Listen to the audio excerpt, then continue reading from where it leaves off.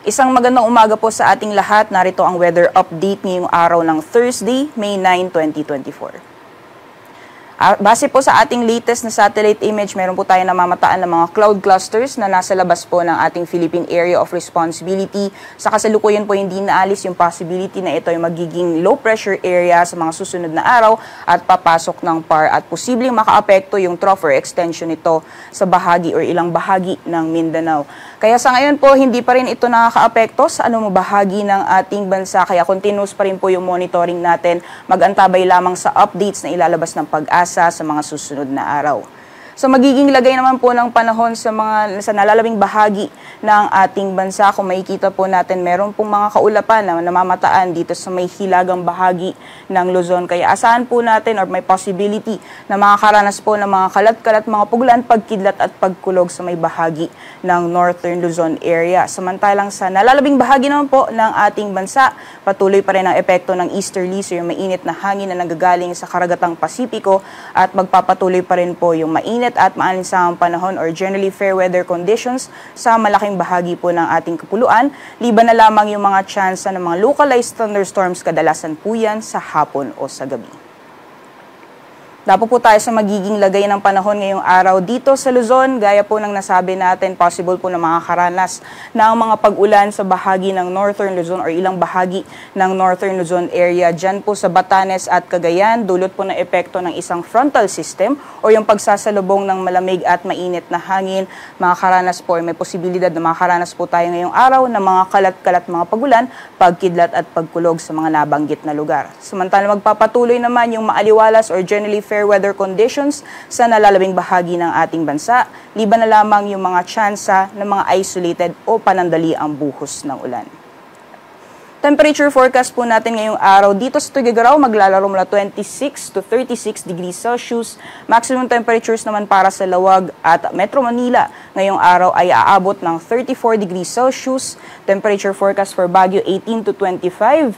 25 to 32 para sa Tagaytay at sa Legazpi naman maglalaro mula 26 hanggang 33 degrees Celsius.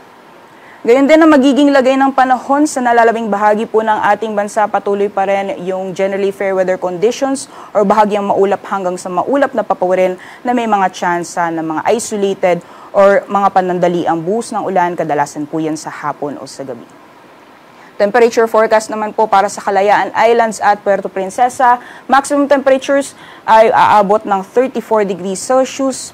Para naman sa mga piling syudad dito sa Visayas, maximum temperatures para sa Iloilo at Cebu aabot ng 33 degrees Celsius. Samantalang temperatura naman sa Tacloban maglalaro mula 26 to 32 degrees Celsius. Sa mga piling syudad naman dito sa Mindanao for Zamboanga, maglalaro mula 25 to 34 degrees Celsius, 26 to 32 para sa Cagayan de Oro at 26 to 35 para naman sa Metro Davao. Sa kalagayan po ng ating karagatan sa kasalukuyan ay wala pa rin po tayong gale warning na nakataas sa anumang baybayin ng ating bansa. Iba yung pag-iingat lamang sa mga planong pumalaot sa hilagang karagatan ng Luzon dahil inaasahan po natin yung katamtaman hanggang sa maalon na karagatan. Samantala magpapatuloy pa rin yung banayad hanggang sa katamtaman na mapag-alon sa nalalabing bahagi ng karagatan ng ating bansa. Para naman po sa mga susunod na araw hanggang sa darating na weekend po yan, patuloy pa rin pong mararanasan yung generally fair weather conditions or mainit na at malinsangang panahon sa malaking bahagi ng Luzon.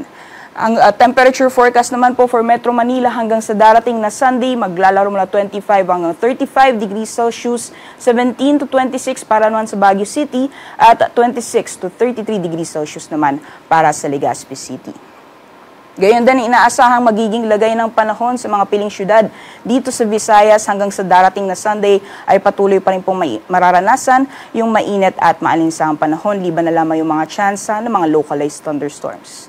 Temperature forecast para sa Metro Cebu hanggang sa darating na linggo ay maglalaro mula sa 27 hanggang 33 degrees Celsius, 26 to 33 naman para sa Iloilo at 26 to 32 degrees Celsius para naman sa Tacloban City.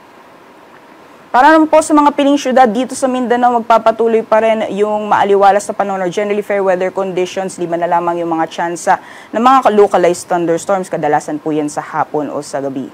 Yung temperature forecast naman po natin hanggang sa darating na linggo for Metro Davao, maglalaro mula 25 hanggang 34 degrees Celsius, 25 to 32 para sa Cagayan de Oro, at 24 to 35 degrees Celsius para naman sa Zamboanga. Ngayong umaga, si Haring Araw ay sisikat ng 5:30 a.m. at lulubog mamayang 6:15 p.m. Para sa karagdagang impormasyon, bisitahin lamang po ang aming social media accounts at ang aming website pag-asa.dust.gov.ph. At yan lamang pong latest mula dito sa Pag-asa Weather Forecasting Center. Ako po si Rhea Torres. Magandang umaga po sa ating lahat.